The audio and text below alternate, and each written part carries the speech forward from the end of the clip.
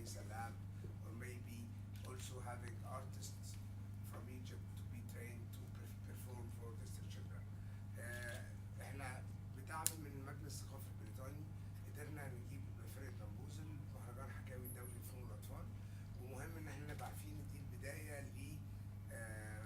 لتعاون نأمل إن هو يثمر عن تعليم الفنانين المصريين ازاي يقدروا يعملوا هم بنفسهم عروض لأطفال ذوي التوحد. To be very short, I have the honor to introduce Christopher Davies, the artistic director of BamboozleTheater company. ليا الشرف ان انا بقدم لكم استاذ كريستوفر ديفيز المدير الفني لفرقه بامبوزل، اللي هيكلمنا على كل الحاجات اللي هو بيعملوها وازاي نعمل مسرح لاطفال ذوي التوحد. شكرا.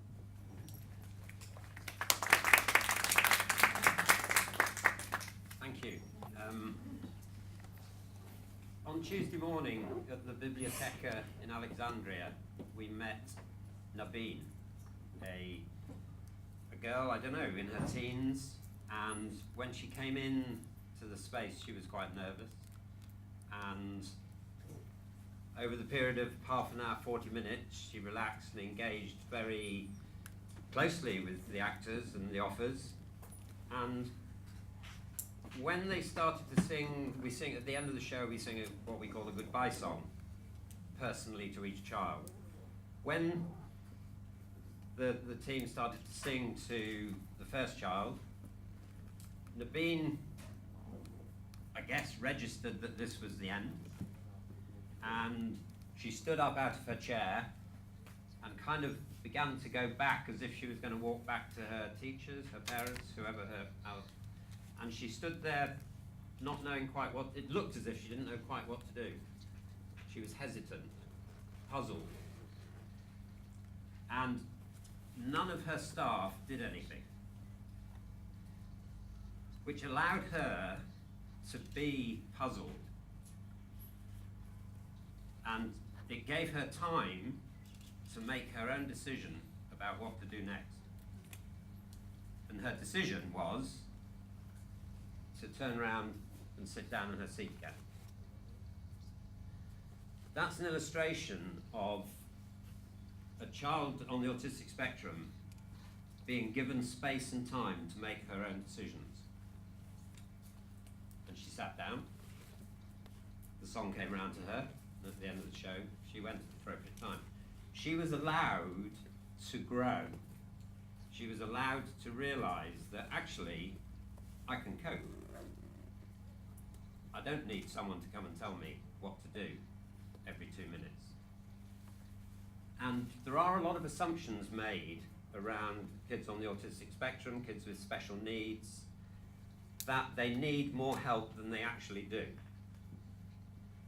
And what I want to share with you this evening is what we can do to challenge the assumptions that are made about children with learning disabilities. That's what it's about.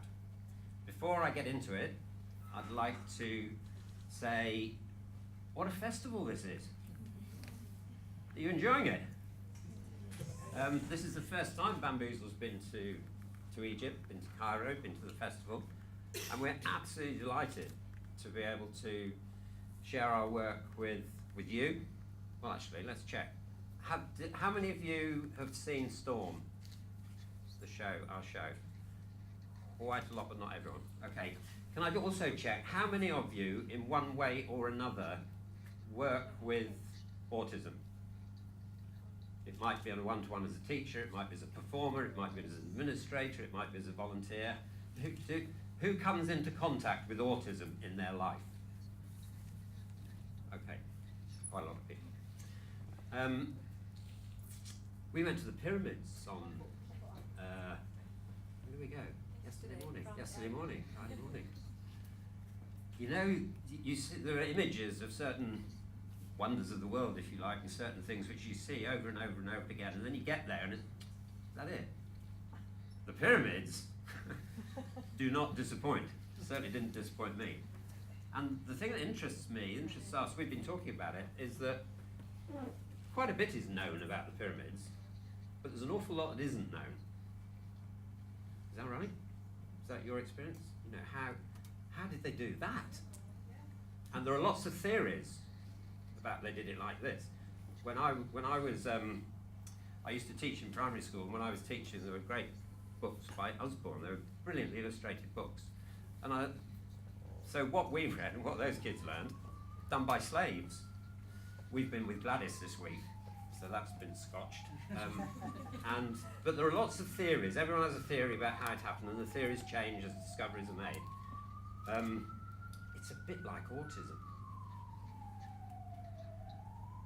We know quite a lot. I don't mean just Bamboozle. I mean, there is quite a lot known about how kids cope with autism, how autism can be a gift, and there's a lot not known. And I guess as practitioners, as teachers, as in our case as performers, as the theatre company, we're finding out stuff all the time. Every time 6 children come into an audience, we know we're going to find out stuff. And we're rarely disappointed. So you will have come across, I guess, in your connection with autism and your work with autism, sometimes you don't know what's going on. Is that anybody's experience? Who's ever had the experience of working with an autistic child and think, I don't know what's going on here? Anybody? Okay, we have too. We're continually surprised. And so what I hope to share with you today is some of the strategies which we've discovered, developed over, 25 years, I guess, but particularly with autism the last 10 years. And maybe sharing some of those to add to your existing skill set. There's a lot of experience sitting in the room here. And so in terms of what you can expect from this seminar, so I'm not quite sure how long it's going to go on. It's a bit worrying, isn't it? We will finish by 7:15 at the latest, so we've got an hour and a half together. Kath has said that if she's had enough, she'll lie down and go to sleep. If that happens, we'll stop then. Okay. And, I'm going to talk about 3 things. One is our belief, Bamboozle's belief, that children, whatever their abilities or disabilities, they know more than we think they know. And they can do more than we think they do, or that they have yet realized. That's the first point. The second thing is, if we can eliminate praise, specifically judgmental praise, from the education process, from the theatre process, from the connection with kids with autism, if we can eliminate praise, children learn more easily. And the third thing I'm going to talk about is how we can create what we call an enabled space, so that those first 2 things can happen and children can flourish and thrive. And I will explain specifically what I mean about judgmental praise and an enabled space when we get there. So during the evening, I'm going to show some photographs, some clips from our shows, and tell any number of stories which are illustrating those 3 points. And then we'll have plenty of time for question and answer and discussion towards the end. And that's it. Right, so thank you. Lee is anticipating. I love it. Okay, so those are the 3 things. Children know more than we think they do, because they do. We need to remove judgmental praise. That is obviously an opinion, okay? And it's not agreed with by everyone. I hope to make the case. We've had some interesting discussions around that one. And the third one, how do we create an enabled space? Okay, so let's dive straight into the first one. Children, and this is all children actually, but specifically we're talking here about children with learning disabilities, they know more than we think they do. Whatever we think they know more. And we've kind of always been aware of that, but sometimes things leap up and hit you in the face, and you think, wow. And let me introduce you to Amy. That's Amy, aged, I think, about 5 or 6, with her mother, Iona. And Amy's got cerebral palsy. And her father says if the spectrum of cerebral palsy is 1 to 10, Amy's 11. Profoundly, profoundly disabled, a lot of medical interventions, wasn't expected to live 3 months, 6 months.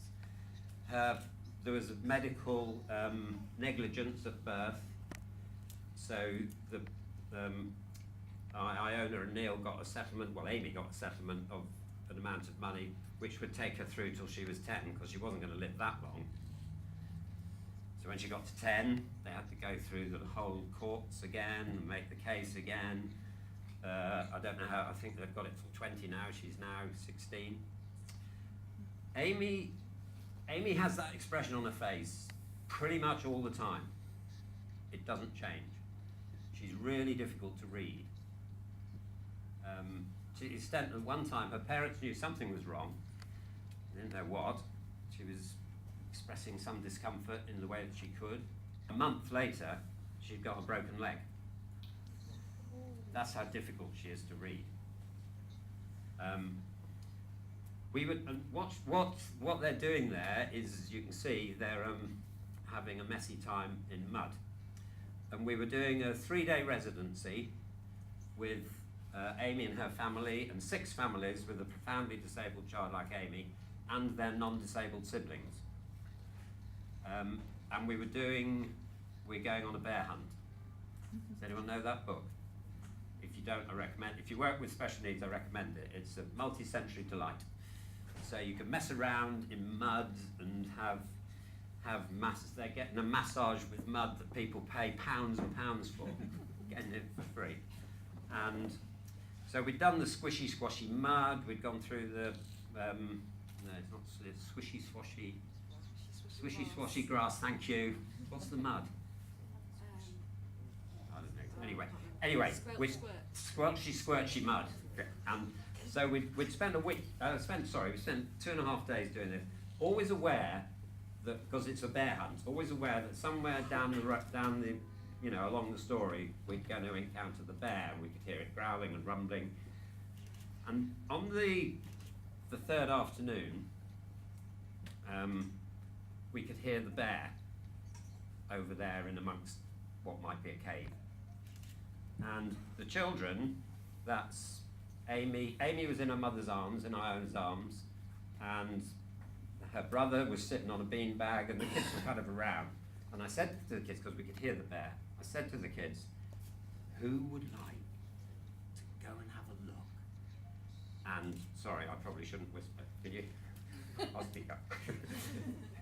Who would like to go and have a look, see what it is, and come back and tell us? And Amy went in Iona's arms. Now, some kids with cerebral palsy do a lot of that kind of jerky stuff. She doesn't. She sits pretty passive. And so, so Amy, do you want to go and see what's going on there and come back and tell us? And she went, again. It was clear, I don't know what was going on, but it was clear, actually I do now, but it was clear at that point, she was registering something. Atmosphere in the room, or she may have been following the story for 2.5 days, is a possibility that hadn't really occurred to us. She's now 16. Can we have a look at the next? 15 or 16. See the expression? Same expression. It turns out Amy can do all sorts of stuff. When when we did an event at Leicester has a race course, a horse race course. And we did an event there when we invited businesses and supporters to come for a day at the races. And Neil, Amy's father, brought Amy along so that she could meet people and he could explain about what Bamboozle has meant for her, what this process has meant for her. And she had been through the race card the day before and picked who she thought would be the winners to put her money on. She wasn't very successful, I have to say. But the point is, she can make decisions. And she's always been able to make decisions, I guess. We just didn't know. Nobody knew. She's an amazing example of someone who knows a lot more than we think she does. And I don't know if you've come across a lad called Jonathan Bryan. Jonathan Bryan this is Jonathan Bryan. He's also got cerebral palsy. He has, as you can see, a much more expressive face. He's pointing and he spent, I think he's 12 now, or 13. He spent the first, 10 years of his life in a special school being treated. He's written a book, that's his book. The first half of it is written by his mother, her journey since he was born.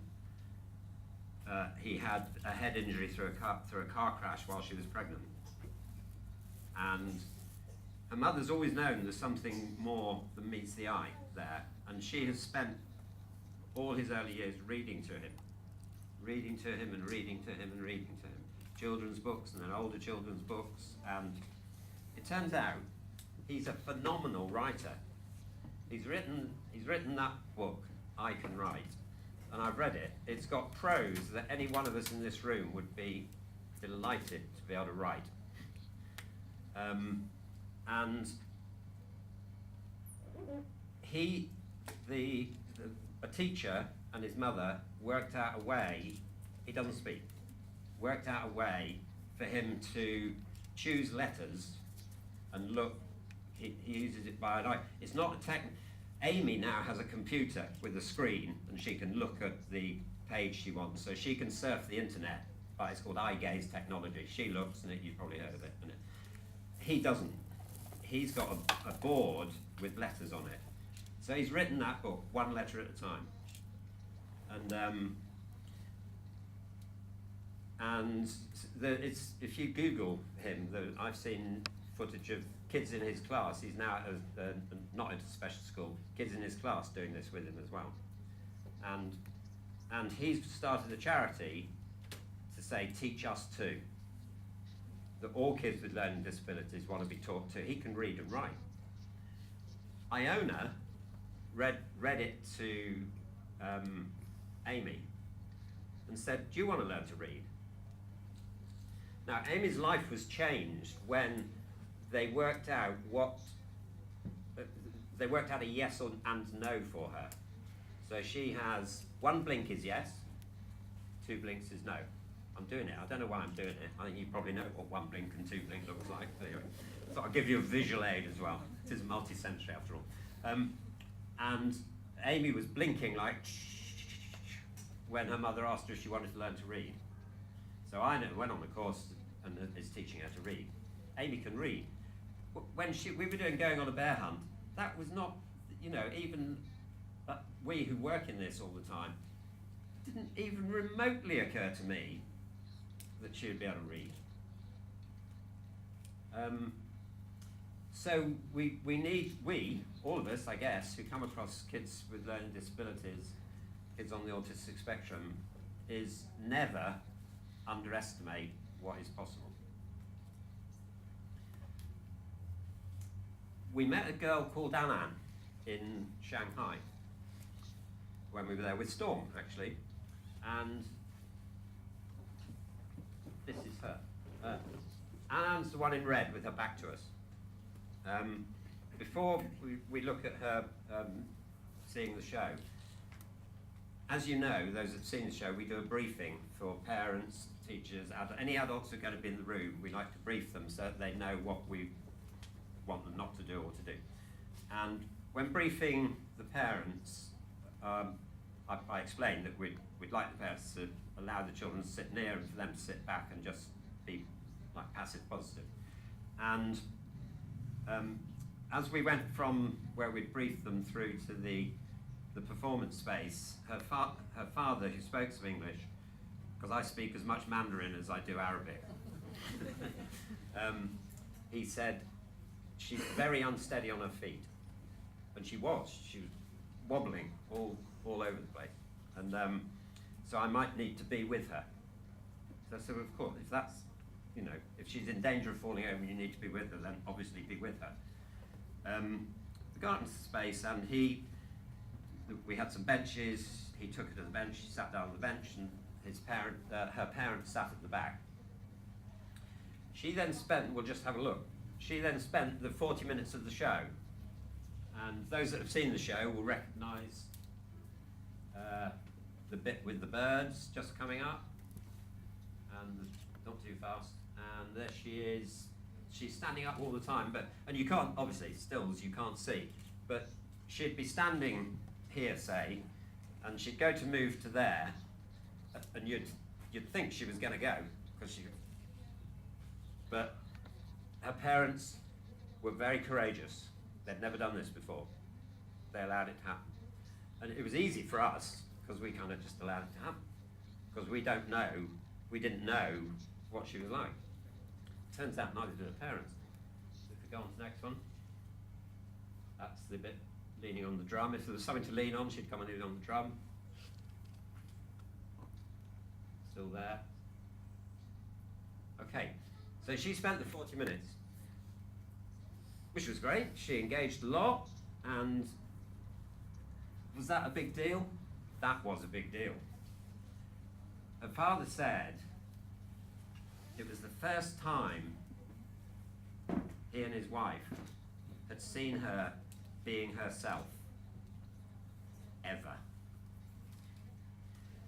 And it happened because we made the invitation, but it really happened because they had the courage to allow it to happen, because she could have fallen over, it looked like. And so that's a kind of example of what happens to kids who need assistance. They get it, but sometimes they don't need it. And it's a lot easier for us who see them for 40 minutes than it is for parents who see them 24/7, or teachers who have them in their class all the time, because you get into the habit of knowing what they do and what they don't do. And that is, I mean, often that's a really good thing. Often it's a real challenge, because you, the parent or the teacher or the adult who knows the child well, have your own expectations, and children will live to our expectations.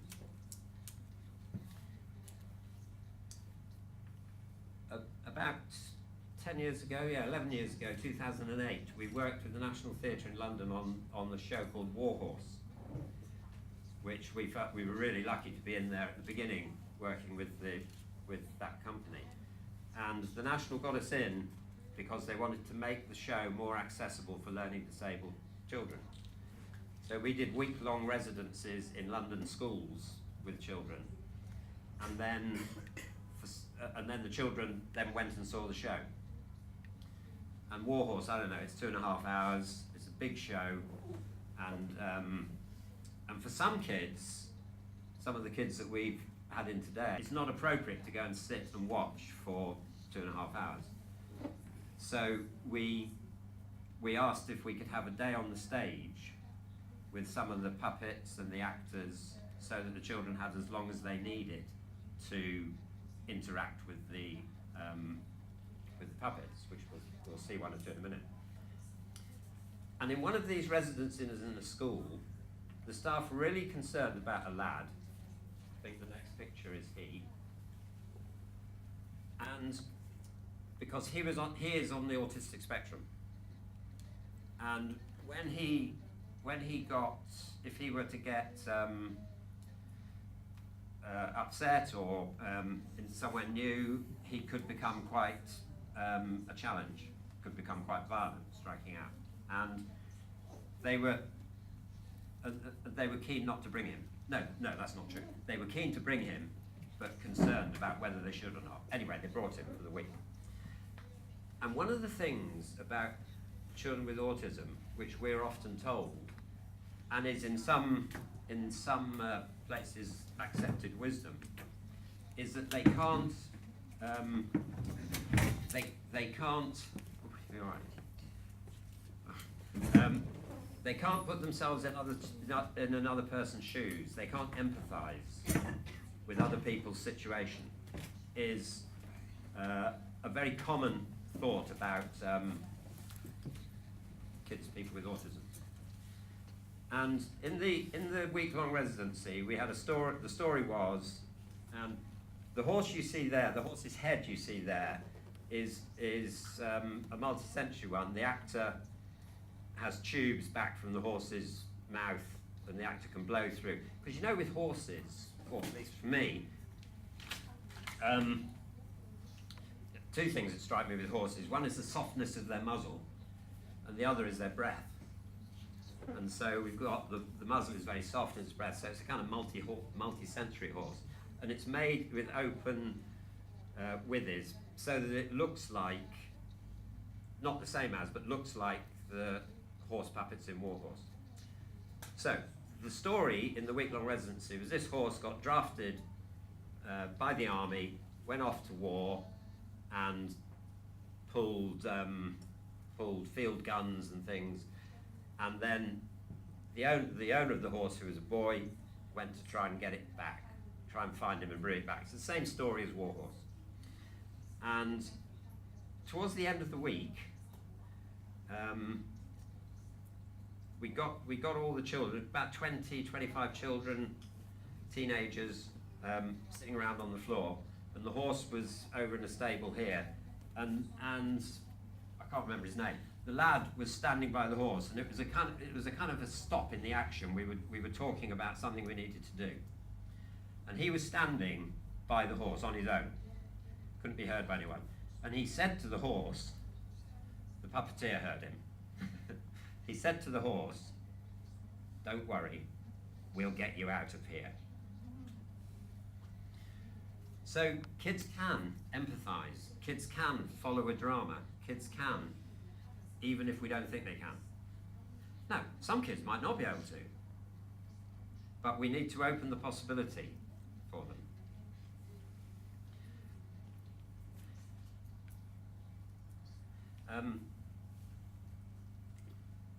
We worked at a residential school called Sunfield, and this is a school for the most challenging behaviours that you can imagine. And there was one boy who wasn't resident, it's a residential school, but he wasn't a resident. He came into the school, he couldn't mix with other kids because he was too dangerous if things went wrong. He was educated in a small bungalow with 2 teachers.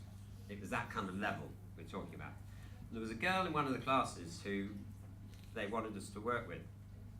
When we went into the classroom just to see and meet people, she was curled up over to one side on a bench, and everyone was saying, "Don't get near her.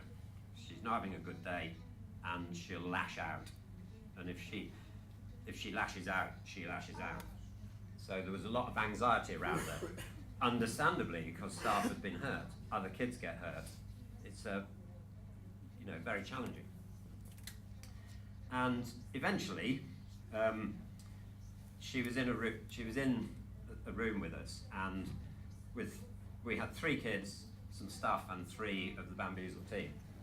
And she was sitting with her back against the wall, just there, and we had staff observing the session. The 3 of us were working with the kids, and a number of staff were observing the session. And I went and sat beside her, just to be there, see what happened. What happened was, she went whack and knocked my glasses off and I picked my glasses up, put them on, and went whack. That doesn't sound great, does it? But it was being sensible. We wanted to do, we'd not done a Shakespeare before, and we wanted to do a Shakespeare for a number of reasons. A, The Tempest is a really good story. It has multi-sensory potential to have the storm and to have the sea, and we wanted kids who often don't get to the theatre to have the experience of high quality and slightly different language which Shakespeare brings. And because it's a question, it's what I said earlier about not patronising kids. We shouldn't, our view is, we should choose material for learning disabled children or for children with profound learning difficulties that we would choose for neurotypical children. So the show we saw, the dance from, that's got a war theme to it, and it's got some grit to it, a high art form, if you like, if you could describe Shakespeare like that. Okay, thank you. There's one here and then there. So autism is a spectrum. With each child is like it has its own individual profile. So are these shows performed for everyone? Does it work for everyone? This is the first question. The second question. Can I answer the first one first? Okay. Yeah, we've designed the show because when we worked in schools, we often work with the hardest to reach children who never get theatre.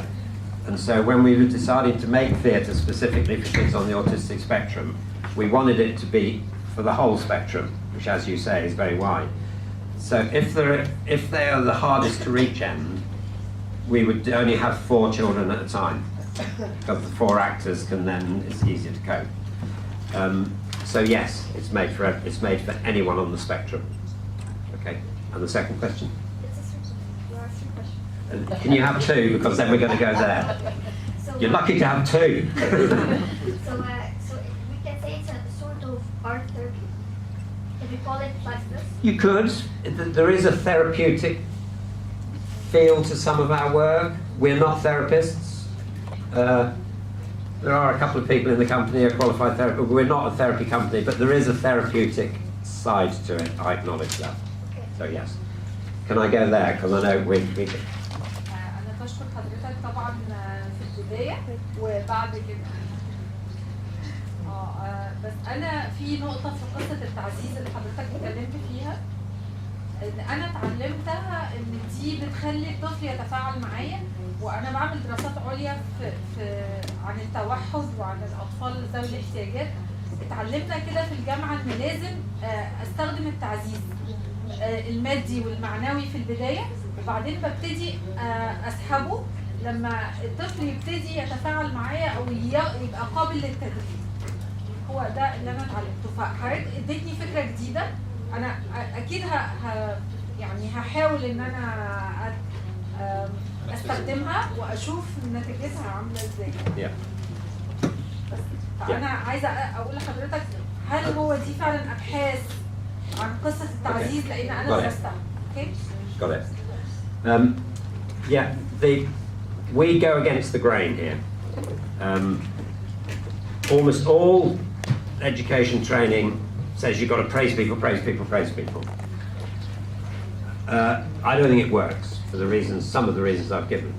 There's a massive amount of research around which counters that argument. Nevertheless, it is. And there is a point of, no, there isn't. No, I don't agree with it. Okay. And I think it's what you said, try it. Because the experience you have, because each one of us is different. Each one of us, even working in the same field, each one of us will work in a different way. And what I need to do is find the way to make the connection. And, حضرتك بتقول إن التعزيز ممكن يبقى ممارسة، يعني مثلا هو بيلعب بيجري كده، صح كده؟ Yes. أنا فهمتها كده. Yeah. We give loads of value. Well, you saw it. if you saw Storm, so there's lots of value given. There's value given by learning the it took quite a long time because the Arabic names are not easy for our ear. And it takes the time it takes, so they don't start until they know the names, because we want to say, you belong here. It's worth us struggling to get the names so that we can say the names. You belong here, this is for you. Because a lot of learning disabled kids have a lot of times in society where this isn't for you. So you can't come in here making a noise like that, clear off. We want the people who listen, behave properly. Okay, we can take one more question if there is one, and then I've got a 2-minute wrap up. Yesterday I saw a mother with an autistic child outside. The staff who watched said, when you did that, she smiled. And it transformed how the staff began to work with her, because they realized that her lashing out was saying hello. Not very appropriately, and the response to her has constantly been, presumably through her life, of rejection. And you can understand why. This is not a criticism of any staff dealing with that kind of student. It's easy for us to come in and do an hour and go away again. She's an absolute handful of staff. But there are all, however challenging situations are, I guess is what I'm saying, there's a possibility that we might not have thought of. Final illustration in this section. Those that have seen Storm have seen that at the end of the show, and at the end of all of our shows, we do a goodbye song which says goodbye to the individual children by name, and then it finishes, and then they go out. And I think it was with a show called Moon Song. It's with a show for autism anyway. I think it was Moon Song, at a school in Melton in Leicestershire, when the show finished and the children went, and one boy went past one of the actors and said, goodbye. Fairly ordinary occurrence, except that he hadn't spoken for 2 years. Nobody, none of the staff had heard him speak for 2 years. They assumed he didn't speak, but he did. So what happened to enable him? Why did he choose to speak then? I don't know. Of course I don't know. I would want to suggest that possibly he had just had 45 minutes of no one asking anything of him, and things being done in his presence, offers being made, but him being able to accept the offer or reject it, his own terms. And he then spoke, well, I speak to the head a couple of weeks later, he'd spoken to the head 3 or 4 times, passing her in the corridor. So, children can do more than we think they can.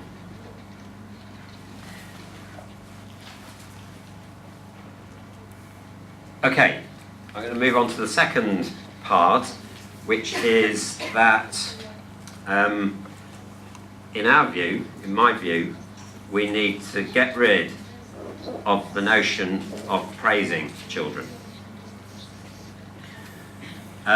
That might sound a bit crazy. What I mean by praising children, I mean praising children, saying to them, good girl, good boy, well done, that's amazing, aren't you clever? All of that is what I call judgmental praise, because there's a judgment within it. It sounds as if it's fact, but it's actually just my opinion. And I think there's a problem with it. And I think it's a problem which has reached epidemic proportions. It is so prevalent in UK schools. It's a constant flow in special schools that we work in. Good girl, good this. A child does something. A child who's maybe got mobility problems, doesn't look from side to side, looks over there, and someone will say, "Oh, good looking." She's just looked over there. We heard one, Nicole, a colleague of ours, heard one in the school, "Good coughing, well done." What is that about? I tell you what it's about. That's about coming from a good heart, wanting to encourage children, and getting into the habit of saying, "Good this, good that, well done," without a thought. Without a thought about the impact this praise, this constant stream of praise that kids get, without a thought about the impact that has on the recipient of the praise. I want to contend that praise is given for the benefit of the giver. It's immensious. You don't have to buy this, but I'm going to keep you here and keep persuading you until you do. No, it is. This is a matter of opinion, mine. The thing is, I've got the microphone. I'm in the power.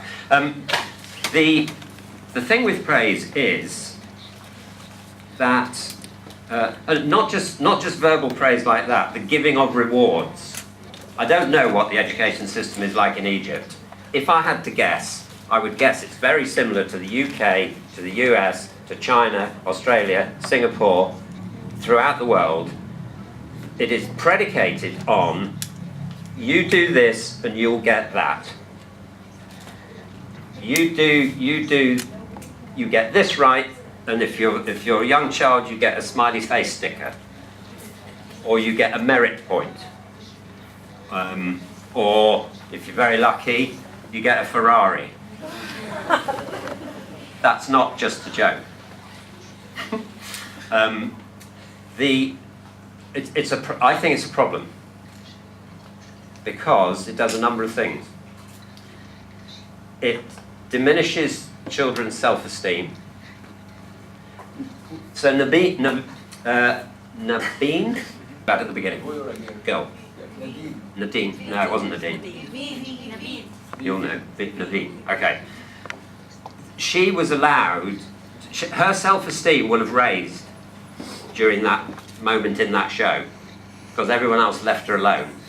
And she realised, I don't know what to do here, but I can work it out if everyone will leave me alone. I'll work it out and I'll go and sit down and all will be well. What could have happened is that someone could have said, "No, come on, sit down, sit down." And she sits down. "Well done. Good girl. You've done the right thing." Done the right thing according to who? According to me. Which is not going to enhance her self-esteem one jot. That's the single reason that I'm most often given for it being a good idea to praise kids.